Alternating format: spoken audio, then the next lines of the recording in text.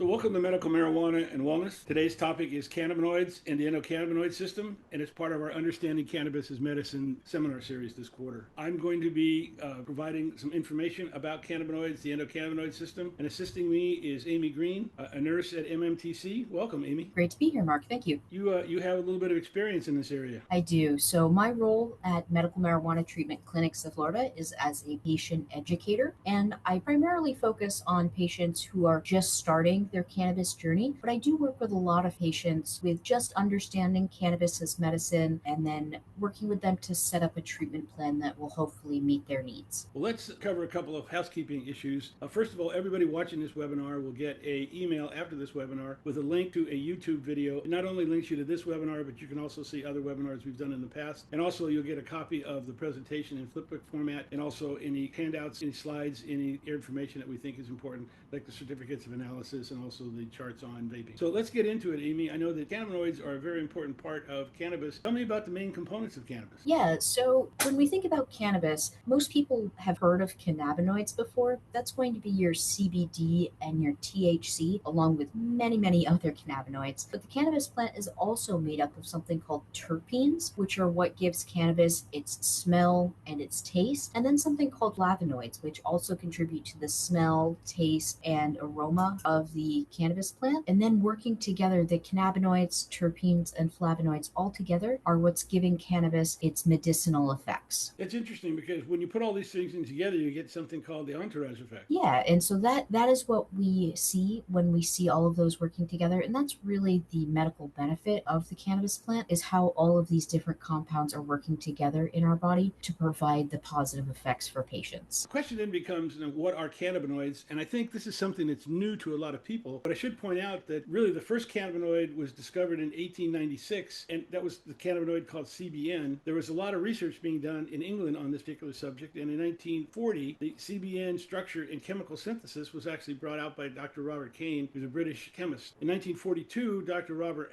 Andrews also discovered CBD, which is really important, and this was actually during the war, so there wasn't a lot of work done on it, but it was interesting that it was pointed out at that particular point in time, and really it wasn't until 1960 that Raphael Mechoulam, a professor in Israel, given a grant from the United States government, was able to go in and identify the structure of not only CBD, but also THC. And this is where the information and really a lot of the research about cannabinoids really began. So more importantly, Amy, define for me the endocannabinoids, or what cannabinoids are more importantly, and also how it reacts with the endocannabinoid system. Yeah, so cannabinoids, again, part of the naturally occurring cannabis plant, are molecules that stimulate cannabinoid receptors within the body and the brain. Now, the cannabis plant produces over 120 different cannabinoids, and THC and CBD are just two of the many, many cannabinoids that there are. Within our body, we have something called the endocannabinoid system. This is a system that is naturally occurring in all of our bodies, and this is the system that the cannabinoids from the cannabis plant are actually interacting with. So the endocannabinoid system regulates various functions throughout our body, including cognitive, physiological, and pathophysiological processes, including the immune system, memory, mood, pain, and it also mediates pharmacological effects of cannabis throughout the human body. Yeah, it also works in concert with the nervous system, which I think is really important, because this is where the signals in your body communicate with each other to be able to have your body be able to function. So tell me a little bit about how these signals work, because this is really important. This is really where the endocannabinoid system merges and works in concert with the nervous system. Yeah, so the endocannabinoid system, you can think of it as a signaling or messenger system throughout the body. So when a cannabinoid binds with the specialized receptors in our body, an event is triggered within the cell, resulting in a change in the cell's activity, its gene regulation, or its signal that it sends to neighboring cells. Now, the endocannabinoid system consists of the endocannabinoids and then the cannabinoid receptors. And those receptors are what's regulating nerve cell communication at the synapses, which is where those connectors are meeting the actual signal, which is the cannabinoid, and then that is causing a reaction within neighboring cells or in different parts of the body as that message travels through our body. And it's important to point out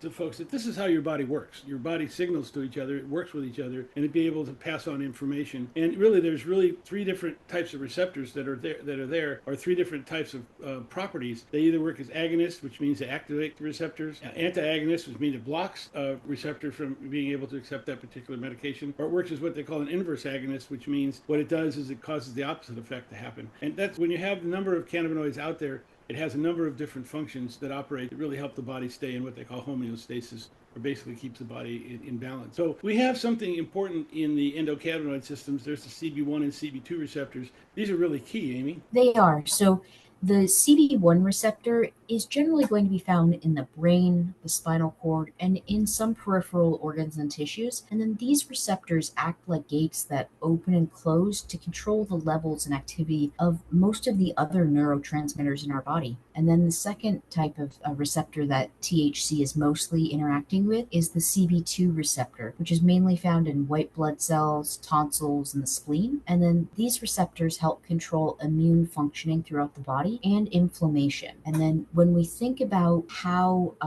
our body is interacting with cannabinoids, when we think about using the cannabis plant, what we're actually talking about is phytocannabinoids. So those are cannabinoids that are introduced from outside of the body versus the endocannabinoids, which are cannabinoids that are naturally occurring in our body and that our endocannabinoid system naturally produces and naturally works with. So when we are using the cannabis plant, we are in a sense supplementing our naturally occurring endocannabinoid system with phytocannabinoids from the cannabis plant. It kind of acts as the same process of us taking vitamins, where vitamins help to resupplement parts of our body that really help us stay in homeostasis. The endocannabinoids are something that really help balance us. Phytocannabinoids come into play when we're lacking or we don't have enough of them. For example, I'm a senior citizen, and it's important that I take cannabis to be able to keep the endocannabinoid level of my body at a level that my body needs to be able to really do the job it wants to be able to do. Now, these are also interesting that outside of the endocannabinoid system, the CB1 and CB2 receptors, CBD actually has more of an influence on our body with certain other receptors. Tell me a little bit about that. Yeah, so CBD, or the non-psychoactive cannabinoid from the cannabis plant, actually interacts with a lot of different receptors besides just the CB1 and CB2. So, for example, the 5-HT receptor, which is responsible for serotonin, and this is involved in processes like digestion, blood flow, breathing. And then you have the A2A receptor, which is part of your inflammation and coronary and circulation systems. The VR1 receptor, which is responsible for body temperature and regulation and pain. And then the GRP55 receptor, which is responsible for blood pressure regulation. So you have CBD, which is the non-psychoactive part of the plant, is actually interacting with a lot more throughout the body than the THC, which is the psychoactive part of the plant. It's interesting how cannabis, the CBD, THCs, and the various other cannabinoids really are important to the human body to be able to help it stay in balance and be able to do the job. It's fascinating. We only found out about this really from research starting in 1960 and really coming out more in the 90s and the years 2000. Now, when cannabis is first created, when that little plant starts budding, it's interesting how these cannabinoids get created because we go through a different process. Amy, tell me about this because CBGA, which is really the mother of all cannabinoids, is really an important cannabinoid. It really is. So when we think about how are these other cannabinoids created, it all starts with the CBGA. So that's going to be the first cannabinoid created in the cannabis plant as it is growing. And then as the plant grows and matures, that CBGA is going to convert into other cannabinoids within the plant, including THCA, CBDA, CBCA. And then as the plant is either harvested and dried or cured or heated, you're going to convert more of those cannabinoids into other cannabinoids.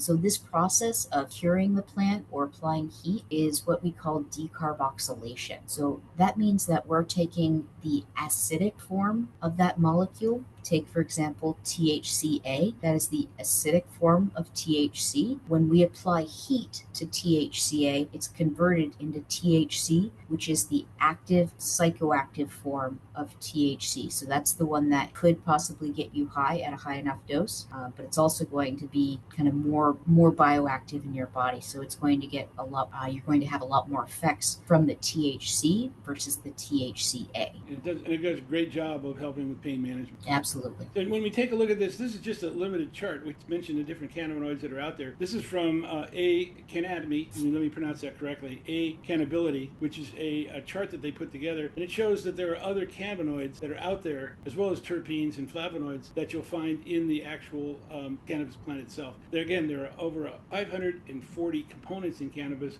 of which there's 120 phytocannabinoids that we've been able to identify.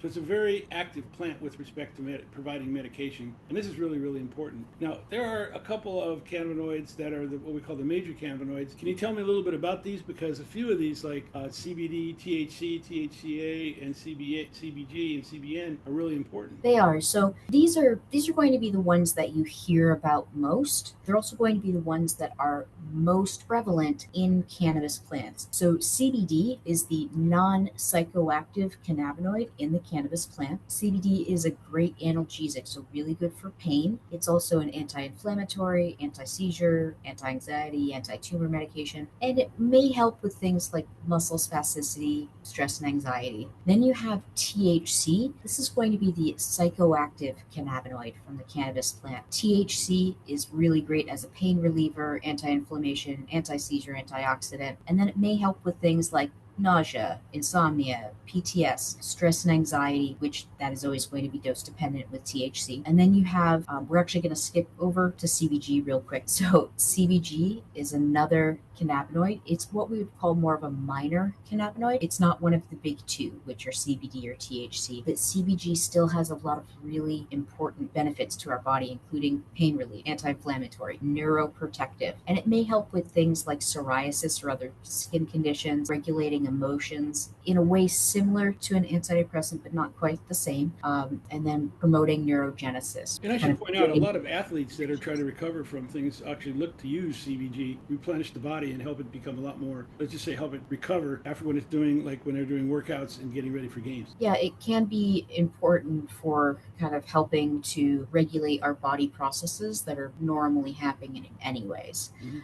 Another minor cannabinoid is going to be the CBN. This is anti-inflammatory, neuroprotective. One of the great benefits of CBN, it is very, very minorly psychoactive, but one thing that it does in the body is it produces a very heavy body feeling. So CBN can be really great for those suffering with any sleep problems, as it can help give you that kind of the oomph you need to actually fall asleep. So that can be really helpful. So these are the ones that you'll mainly hear a lot about. Again, there are 120 of them that are found in the cannabis plant. And so the question then becomes, what's the best way to use them? And I should point this out, that if you're going to use flower or vape as a method of consuming cannabis, what you want to do is you want to pay attention to the heat setting on that particular device you're using, or if you're lighting a blunt. If you're just lighting up a joint and you're just rolling it in paper, what you're going to find is that 500-degree temperature will burn off a lot of the terpenes and a lot of the cannabinoids. So it reduces the medical efficacy quite a bit. That's the bad news. The good news is it still works, but you just got to use more of it. I should point out that there are vape pens and there are also dryer vaporizers that allow you to set the temperature. I set my dryer vaporizer for 356 degrees. And what that allows me to do is get the maximum benefit for what I'm looking for out of the cannabis plant without burning off the flavonoids and the terpenes. And this is an important chart, again, if you're into the inhalation form of routes of administration. One of the other questions that we ask quite a bit is, how do I know what's in my product? Amy, tell me a little bit about this, because this is medicine. Cannabis is medicine, and there are what they call certificates of analysis that are available from the dispensaries that lay out what's in the product. Yeah, so just like when you get a medication from a pharmacy, you expect that that medication has been tested for safety and you know exactly what's in the product that you're getting. And same thing in the state of Florida, every single state licensed dispensary, when you purchase a product, they do have to be able to provide you with a certificate of analysis, or COA. Now, this is going to tell you exactly what is in your product, but also what is not in your product. And what I mean by that is they're also testing for things like mycotoxins, fungus, pesticides that could be left over from the growing and manufacturing process. All of those things are tested for, and you're able to see those results prior to making any purchases. So you really have a good idea about what your product contains, but also what it does not contain. And this is important because, again, cannabis is medicine, and you can find out, for example, what cannabinoids are in the product by the COA. Here they are right down over here. They're listed what's in the product and how much is in there. And this is very, very important because it helps you use cannabis as medicine and be able to address your particular condition with that particular terpene or that cannabinoid. So, Amy, we covered a lot of basics on cannabis and cannabinoids and endocannabinoid system. Do you have any last comments? So I would always recommend that patients, when they're just starting, consider using a treatment journal. It's going to make it easier to figure out what products are helpful for you and then how often you might have to take them to meet your needs. And I always encourage patients to reach out to the provider if they do have questions about products or dosing, because your provider, or with the case of MMTC, we actually have a dosing support center that can help patients with figuring out those things in the beginning. What product, what dose, is it going to interact with my medications? If patients have questions, they just need to know that resources are available for them. And that's why here in the state of Florida, I recommend MMTC of Florida, medical marijuana treatments. They not only help you get a card, but they also help get the benefits out of the cannabis, your use of cannabis, and address your particular condition. And I want to thank everybody for joining us. Amy, I want to thank you for your contribution to this particular program. And I want to point out to our viewers, if you enjoy this particular video, please give us a like and please give us a follow. Also check us out on YouTube on Marijuana Aware, where we have all our videos out there, including this one will be placed out there shortly after this particular broadcast. And also check out Marijuana Aware for new and upcoming webinars. Thank you very much for joining us.